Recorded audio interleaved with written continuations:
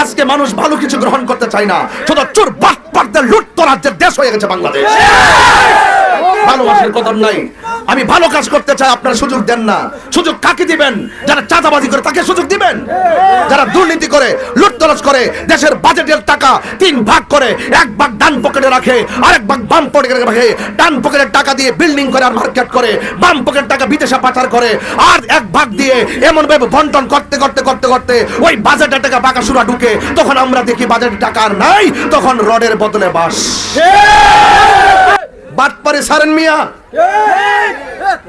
এই সমস্ত রাস্তাঘাটগুলো সুষম বন্টনীতির আলোকে যদি করা হতো, আজকে যাওয়ার পরে শুনেছি প্রেগন্যান্সিতে ডেলিভারি কেসে অনেক মা বোন মারা গেছে রাস্তার কারণে। অনেক মা বোন প্রসব ব্যথায় তারা কাতরাচ্ছে এই রাস্তার কারণে। মানুষ করবেন, মানুষের জন্য রাজনীতি করবেন, মানুষের জন্য রাজনীতি করতে হবে। কথা বলেন। আপনার প্রশ্নের উত্তর আমি এক দাগে দিয়ে দিব। এক দাগে উত্তর হলো যে আমি যখন দেখেছি 90টি মাজার ভেঙেছে, কোনো বিচার হয় নাই। কবর থেকে লাশ তুলে আগুন দিয়ে পুড়িয়ে দেওয়া হয়েছে, এরকম অসভ্য বর্বর আচরণ বাংলাদেশের কেউ দেখে নাই। হিন্দুকে মেরে গাছের মধ্যে ঝুলিয়ে আগুন দিয়ে পুড়িয়ে দেওয়া হয়েছে, এই রকম নির্মম ইতিহাস বাংলাদেশের কেউ দেখে নাই। পাথর দিয়ে মানুষের সামনে, লাখো মানুষের সামনে, হাজার মানুষের সামনে পাথর দিয়ে ঢিল মেরে মেরে মানুষকে মেরে ফেলে লাশের উপরে নেচে নেচে উল্লাস করছে, আর মানুষ সেলফি আর ভিডিওতে ব্যস্ত হয়ে গিয়েছে। এমন অমানবিক রাষ্ট্র বাংলাদেশ কখনো দেখে নাই। আপনারা রাজনীতি করেন, ভালো কথা। 55 বছর রাজনীতি করেছেন, আমাদের কাছে এসে আপনারা দোয়া চেয়েছেন, আমরা আপনাদেরকে দোয়া করেছি। আমাদের পাশে বসে হাত মিলিয়ে মিলিয়ে বলেছেন, হুজুর একটু দোয়া করেন, আমি এমক মার্কায় এমক দলের প্রতিনিধি। কথা বলেন, ঠিক না বেঠিক? আজকে আমি যখন রাজনীতিতে দাঁড়ালাম, আপনার রাজনীতি কি শিক্ষা দেয়, আমার রাজনীতি কি শিক্ষা দেয়? আপনি যখন রাজনীতি করেছেন, আমি আপনাকে সানন্দে বুকে টেনে নিয়েছি। আর আমি যখন রাজনীতিতে এসে আপনার সঙ্গে যখন হাত মিলাতে এসেছি, আপনি তখন প্রশ্ন ছুড়ে দিলেন, অন্যদিকে ফিরে গেলেন, হাতটাকে গুটিয়ে রাখলেন। যেই রাজনীতি মুসাফা থেকে, মোয়ানাকা থেকে, সালাম বিনিময় থেকে, রাজনীতি মানুষের এই সালাম বিনিময় থেকে দূরে সরাই দেয়, এটা রাজনীতি নয়, এটা পেট নীতি। পেট নীতি, পেট নীতির রাজনীতি তাহিরি করবে না। আমি যা বলছি তাই করি। আপনারা জানেন, এই বাংলাদেশে একমাত্র বাংলাদেশের শান্তিপ্রিয় দল আহলুস সুন্নাত ওয়াল জামাত। তাদের রাজনৈতিক দর্শনে কোনো কালো অধ্যায় নাই। তারা যতদিন রাজনীতি করেছে, কোনো সন্ত্রাসী নাই, চাঁদাবাজি নাই, দুর্নীতি নাই। শান্তিপ্রিয় ভাবে আমরা এই দেশে বসবাস করেছি। আজকে মনে করেছি, যখন এই দেশ থেকে এই দেশটি খুনের রাজ্যে পরিণত হচ্ছে, যখন দেখছি মব ভায়োলেন্সের তাণ্ডবে রাজপথ পর্যন্ত উত্তপ্ত রক্তে লাল হয়ে গিয়েছে, যখন দেখেছি মানুষের জান মাল অনিরাপদ হয়ে পড়েছে, যখন দেখেছি লুটতরাজ, চাঁদাবাজি, দুর্নীতি ভরপুর হয়ে গিয়েছে, যখন দেখেছি মুরব্বীদের গলার মধ্যে জুতার মালা পরিয়ে দেওয়া হয়েছে, যখন দেখেছি মুক্তিযোদ্ধাদের গায়ের মধ্যে জুতার মালা পরিয়ে দেওয়া হয়েছে, যখন দেখেছি শিক্ষকদের গায়ের মধ্যে ছাত্ররা গিয়ে গায়ের মধ্যে অনেক ধরনের মানুষ তারা গিয়ে গলার মধ্যে জুতার মালা ঝুলিয়ে দিয়েছে, একটা সভ্য ছেলে কখনো উস্তাদের গায়ে জুতা ঝোলাতে পারে না। আপনি যাই বলেন না কেন, আপনি বেয়াদবি করতে পারেন না। আপনি যাই করেন না কেন, দেশের মাটি নিয়ে গাদ্দারি করতে পারেন না। আপনি যাই করেন না কেন, রাজনীতির সূত্র ধরে মানুষের হাত পা কেটে মানুষের জীবনকে ধ্বংস করে দিতে পারেন না। এই জন্য যখন দেখেছি এই বাংলাদেশে এইরকম তাণ্ডব লীলা চলছে, তখন মনে করেছি আর খানকায় বসে থাকার সময় নেই। এই দেশে শান্তিপ্রিয় 65% সুন্নি মুসলমান। এই দেশের হাল ধরতে হবে, এই দেশের হাল ধরতে হবে, এই দেশের হাল ধরতে হবে। এই জন্য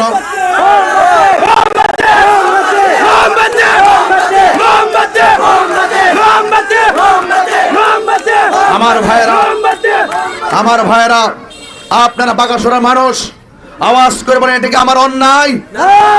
এটা আমার গণতান্ত্রিক অধিকার। আজকে আমি কেন মাধবপুর চুনারঘাটে এসেছি নির্বাচন করতে? অনেক মানুষ প্রশ্ন ছুড়ে দেয়, তাহির সাহেবের বাড়ি হলো ব্রাহ্মণবাড়িয়া, এখানে আসলো কি জন্য? সংবিধান সম্পর্কে জানে না, মূর্খ। এরা সংবিধান জানে না। জানতো এই প্রশ্ন ছুড়ে দিত না।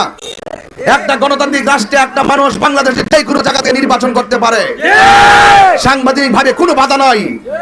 জনাব তারেক রহমান সাহেব বাড়ি বগুড়া, নির্বাচন করেন ঢাকা, এবং একাধিক আসনে নির্বাচন করেছেন বিগত প্রাইম মিনিস্টারগণ। এবং জামাতের আমির ডক্টর শফিকুর রহমান সাহেব, ওনার বাড়ি হলো কুলাউড়া, নির্বাচন করেন ঢাকা। আমি তো ব্রাহ্মণবাড়িয়া তো চোখের সামনে, কথা বলেন না কেন? এই জন্য আমি সাংবিধানিক রুলস অনুযায়ী আপনাদের মাঝে এসেছি। আপনাদেরকে বিভ্রান্ত করছে, আমাকে ছোট করে অনেক সময় কথা বলা হয়, অনেকে হেয় করে কথা বলা হয়, এগুলো আল্লাহ বরদাস্ত করবে না। আমি এতদিন কোরআন সুন্নাহর আলোচনা করেছি, আপনার কাছে কিছুই মনে হয় নাই। এতদিন আমি আপনার সন্তানকে মাদক থেকে ফিরে আসার জন্য জিরো টলারেন্স ঘোষণা করেছি, আপনার কাছে কিছুই মনে হয় নাই। এতদিন আমি আপনার সন্তান যেন আপনাকে খেদমত করে, আপনি মা হিসাবে বাবা হিসাবে সন্তানের কাছ থেকে যেন ভালো ব্যবহার পান, আমি অশ্রুসিক্ত নয়নে আপনার সন্তানকে আপনার বাধ্য করার জন্য নিজের চোখের পানি ফেলে কান্না করেছি। আপনিও আমার সামনে বসে কেঁদেছেন, আপনার সন্তান চোখের পানি ফেলে কেঁদেছে, আর আপনার কাছে কোনো কিছু মনে হয় নাই। এটা it's must to be regretted, অত্যন্ত দুঃখের ব্যাপার। আজকে মানুষ ভালো কিছু গ্রহণ করতে চায় না, শুধু চোর বাটপারদের লুটতরাজের দেশ হয়ে গেছে বাংলাদেশ। ভালোবাসার কদর নাই। আমি ভালো কাজ করতে চাই, আপনারা সুযোগ দেন না। সুযোগ কাকে দিবেন? যারা চাঁদাবাজি করে তাকে সুযোগ দিবেন, যারা দুর্নীতি করে লুটতরাজ করে দেশের বাজেটের টাকা 3 ভাগ করে, 1 ভাগ ডান পকেটে রাখে, আরেক ভাগ বাম পকেটে রাখে, ডান পকেটের টাকা দিয়ে বিল্ডিং করে আর মার্কেট করে, বাম পকেটের টাকা বিদেশে পাচার করে, আর 1 ভাগ দিয়ে এমন ভাবে বন্টন করতে করতে করতে করতে ওই বাজেটের টাকা বাঁকাসুরা ঢুকে, তখন আমরা দেখি বাজেটের টাকা আর নাই, তখন রডের বদলে বাস।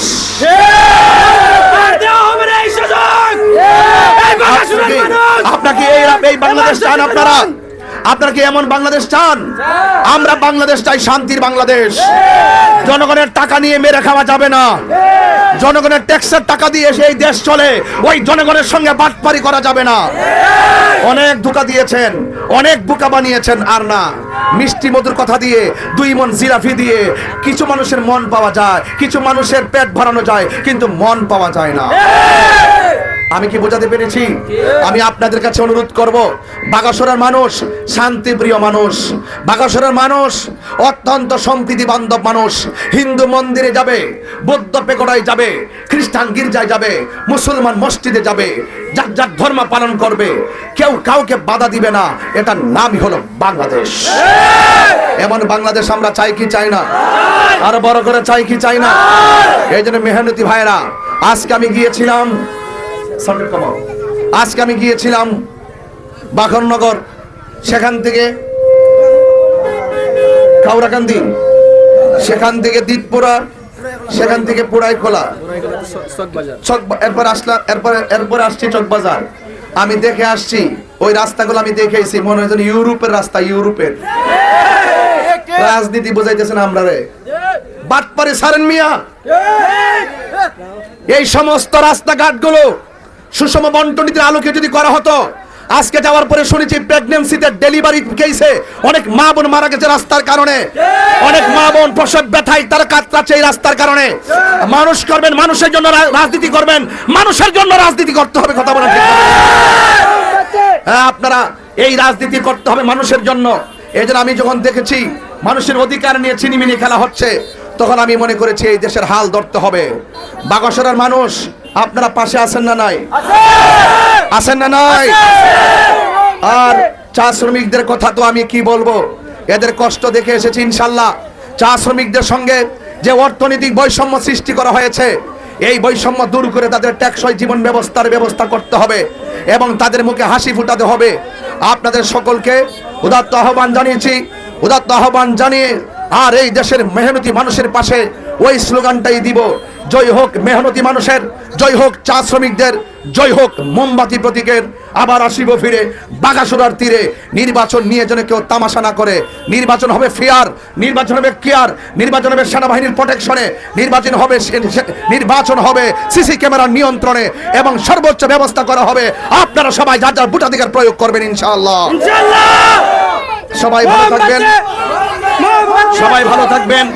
আপনারা যারা অনেক কষ্ট করেছেন, রাস্তার মধ্যে অনেক গাড়ি ঘোড়া আটকে গেছে, এরপর আমি ভেবেছি ব্যবসায়ীদেরকে কিছু কথা শোনানো দরকার। ইচ্ছা করে খালি মাঠে যেতে পারতাম, আপনাদের কিছু কথা শুনিয়ে গেলাম।